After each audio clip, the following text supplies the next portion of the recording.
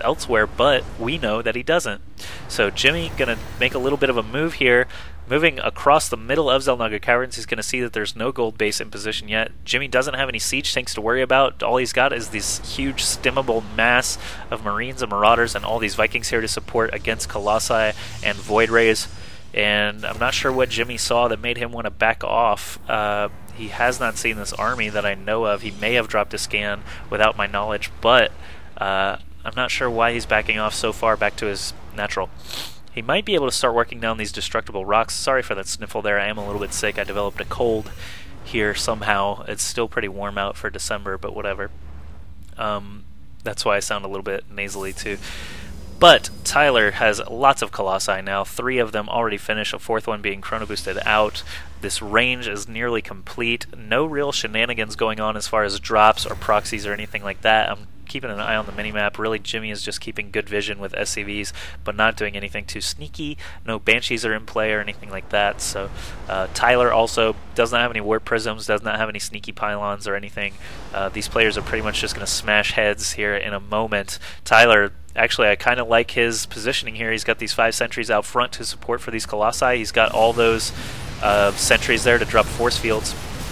All these Phoenixes here to try to contend with these Vikings, but Jimmy just has far superior air numbers here. He's going to be able to take out these Colossi extremely quickly. I'm going to keep their health targeted here. You see the force fields go down, splitting Jimmy's ground army severely, but with all these stims, they just power through the 0-0 army of Tyler. All these Vikings still in the air trying to finish off the Colossi. The Colossi move forward a bit trying to finish off the ground forces. Another Phoenix pops out. Jimmy's down to 0 Vikings here, so Tyler is going to be the victor. I liked his positioning and his unit composition a little bit better than Jimmy's, and there we see that he does actually pull out the battle win there, and he can continue to just macro up. He didn't lose any workers or anything in that offensive.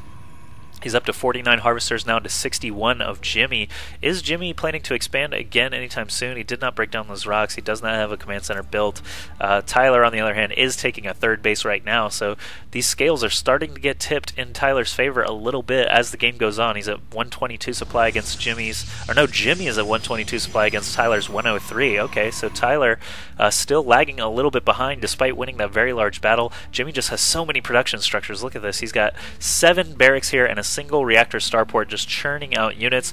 Jimmy playing a little bit of a Zerg strategy here, just replenishing his army as fast as humanly possible. He knows about this expansion. This SCV was just chilling here, watching it go up, so Jimmy, all he has to do is stim a single time, and Tyler will be forced to try to defend this. Does not want to lose those resources for the Nexus. Jimmy not microing at all here. These Vikings just sitting, trying to hit these Phoenixes, but the Colossi are just going to town on all the ground forces here. More Colossi flanking from the top and the bottom. Jimmy is going to lose this entire force. Not looking good for him. That attack actually wasn't nearly as effective as it needed to be. That Nexus goes up.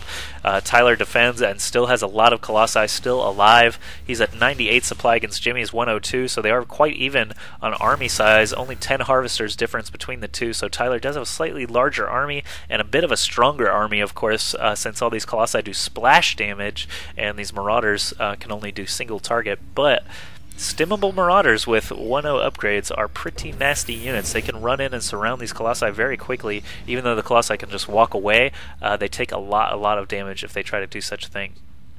And I'm surprised, actually, that Tyler does not have a forge up yet anywhere. He's got the Twilight Council, as we can see. Zealot legs are being upgraded. I'm not even sure where that's at, but he is upgrading it. Where are you, Twilight Council? Here it is, right here. Getting Zealot charged, not getting Stalker Blink just yet. He is going to get lots of Zealots here to charge against this large bio army here. Jimmy drops a scan here just to make sure there are no observers in place from Tyler, so he can drop this orbital command without too much fuss.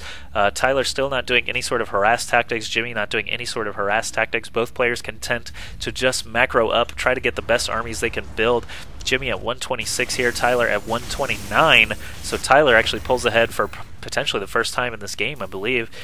Turrets going up here for Jimmy to protect against observers and Phoenix Void Ray. Tyler actually has not been the aggressor here since the very beginning of the game when Jimmy was able to hold off those couple of Void Rays with just some stimmable Marines. Since then, it's all just been Jimmy massing and moving and Tyler being forced to defend. Pylon's going up here, crawling across the map. Tyler actually has pretty decent map vision here, but so does Jimmy. He's got his SCVs in decent spots here too. Neither player actually controlling the Xel'Naga Tower is a bit surprising to me.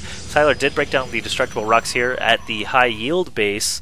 Tyler, you know what? I just realized Jimmy's only on 2 bases, Tyler's on 3, and Tyler still has 6 less harvesters. That's not even counting mules, so Jimmy has just been ahead in economy the entire game. You can see Tyler has a gas advantage, of course, from having 3 bases, but now that Jimmy is here at his 3rd, he will be able to catch up on that very quickly. You can see this gas per minute start to climb up.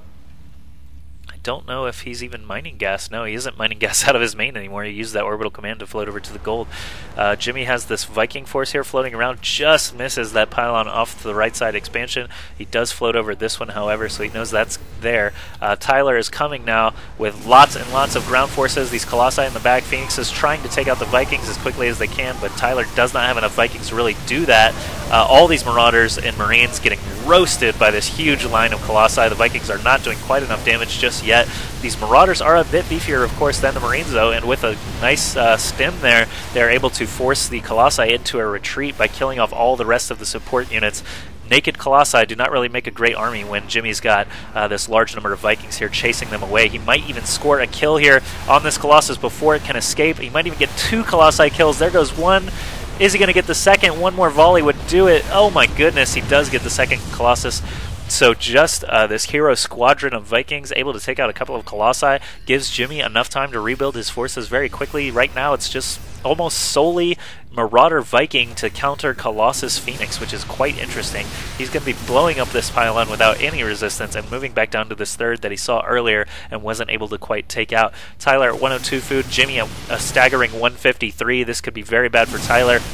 If he does not win this engagement, he's going to need to do something about these Vikings. He just does not have enough anti-air to deal with the Vikings that are killing off his Colossi. So Jimmy in a very good position. These beefy Marauders getting healed up by these medevacs are able to take out the Colossus threat. This Nexus does go down without too much trouble. Jimmy actually even rebuilding his army quite quickly, replenishing with full health Marauders, takes out that assimilator, forces the probes to run away, takes out another assimilator. Tyler scrambling to rebuild here. If you look at the production tab, he's only making 1 immortal right now, but he did tech up to High Templar. He's adding on 3 more gateways now to try to do some Templar warp-ins and reduce this Marauder army as much as he can, but Jimmy's production capability is just too high right now. He's even got Ghosts on the way now for some clutch EMPs against those High Templar of Tyler. We'll see if those even come into play, as Jimmy might actually drop the hammer here as he continues to move closer and closer to Tyler's natural expansion. I don't know if Tyler's going to be able to deal with this, as he does not have enough energy for storms just yet. So if Jimmy moves quick, he might be able to seal this game here. He's got a single Ghost mix in there. I want to keep an eye on him. See if he can drop an EMP, see if he can...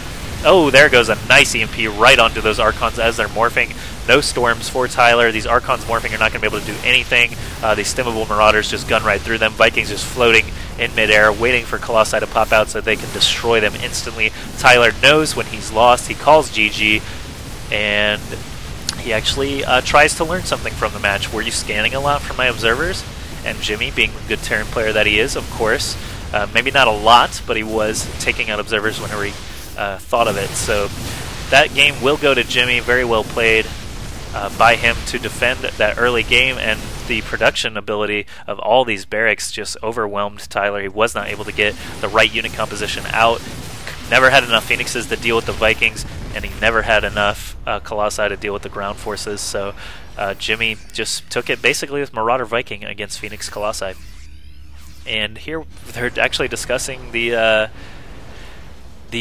zoom in trick, where you can sort of spot observers a little easier if you just zoom in and out like that. You can see the little cloaky graphic of an observer a lot easier, as when you change the camera, it actually shows a little bit of fluidity there. So you do that around the map when you aren't doing anything else. Tyler's just trying to learn about Terran right now, I guess. Anyway, the game's over. Tyler already GG'd, so that's pretty much it. And your composition, LOL. Tyler a bit surprised that he lost to such a composition. Jimmy just continues A-moving into his base and finishes him off. Tyler says good luck in the tournament. So it actually must have been a best-of-1 series there. And this is Jimmy, as you may know, from watching the EG Masters Cup series today and tomorrow, today being Saturday, December 18th, and tomorrow, Sunday the 19th. These games are being streamed and cast by Day9 and DJ Wheat on G4TV.com, so go check that out if you're seeing this video with enough time to go. The winner of this tournament, this is Jimmy still in the tournament as far as I know, will actually get to play EG Idra for a chance at a MSI notebook, which is a very powerful gaming laptop. So yeah, check that out if you're interested, and I'll see you guys next time I do a cast. Thanks a lot.